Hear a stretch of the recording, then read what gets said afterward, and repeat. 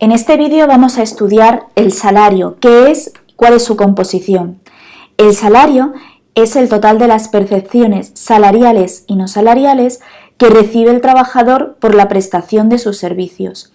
Esta remuneración puede ser en dinero, en moneda de curso legal, mediante un ingreso en cuenta bancaria, un cheque o en efectivo, o en especie, esto es, ser pagado con bienes distintos al dinero. En este caso, en el caso del salario en especie, en ningún caso podrá superar el 30% de las percepciones salariales del trabajador. Esto es, un trabajador, como mínimo, el 70% de sus percepciones tiene que ser en dinero íntegramente. ¿Cuál es la estructura del salario? Bueno, pues el salario cuenta con una estructura, con un salario base, que es una parte del salario que se fija por unidad de tiempo o de obra sin tener en cuenta ninguna otra consideración y que está fijado por el convenio colectivo. Además, pueden añadirse una serie de complementos salariales o percepciones económicas que se añaden por cualquier circunstancia que no se ha tenido en cuenta a la hora de determinar el salario. De esta forma, los complementos salariales pueden ser personales, de manera que se remunere una serie de condiciones o circunstancias personales de los trabajadores, como puede ser su titulación o su antigüedad.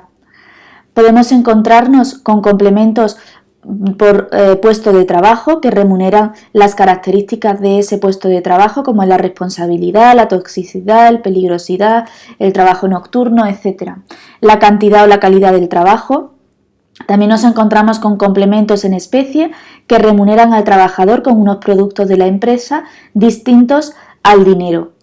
Un complemento de residencia que remunera la prestación del trabajador por ejercer su trabajo en un lugar concreto, siempre y cuando fije allí su residencia, por resultados de la empresa, por ejemplo, pago por beneficios o por un complemento por productividad, o complementos de vencimiento periódico superior al mes, como pueden ser las pagas extraordinarias, que como mínimo hay 2 al año, una en Navidad y otra en verano. Hay que tener en cuenta que todos estos complementos pueden ser siempre mejorados por convenio colectivo. Además, nos encontramos con los complementos salariales. Los complementos salariales son unas cantidades económicas que el trabajador recibe, pero que no tienen una naturaleza salarial. Son indemnizaciones por despido, por traslado, por seguridad social, propinas, prestaciones de la seguridad social o suplidos, que son aquellos gastos en los que el trabajador incurre para poder desarrollar su tarea profesional, como por ejemplo las dietas, la ropa de trabajo, desgaste de herramientas, etc.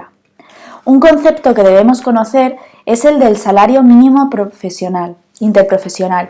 El salario mínimo interprofesional lo fija el gobierno de forma anual junto con organizaciones empresariales y sindicatos más representativos y es aquel salario que como mínimo deben de cobrar los trabajadores por cuenta ajena. Se fija teniendo en cuenta el IPC, el índice de precios al consumo, y la situación económica del país. También es importante conocer qué es el IPREM, el Indicador Público de Renta a Efectos Múltiples, que es un índice que se fija anualmente y que se toma como referencia para poder acceder a la concesión de ayudas o beneficios sociales.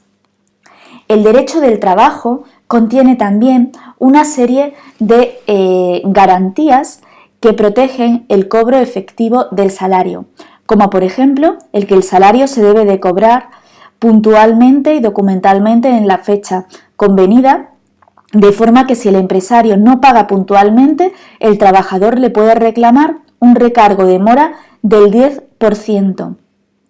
Además, está el crédito salarial o deuda privilegiada, que implica que ante deudas que tenga el empresario, en el momento en el que percibe una cantidad económica, las primeras deudas que ha de pagar es con los trabajadores, los salarios de los trabajadores. Y en tercer lugar nos encontramos con la inembargabilidad del salario, de manera que ante deudas que tenga el trabajador se le puede embargar su salario líquido, salvo la parte proporcional al salario mínimo interprofesional. Además, y en último lugar, nos encontramos con un organismo autónomo de carácter administrativo que está adscrito al Ministerio de Empleo y Seguridad Social, como es el FOGASA, el Fondo de Garantía Salarial. Este fondo está para garantizar al trabajador el pago de los salarios debidos y reconocidos en una cuantía que sea inferior a la que resulte de multiplicar el salario mínimo interprofesional diario con el prorrateo de las pagas extras por el número de días pendientes de pago, con un máximo de 120 días.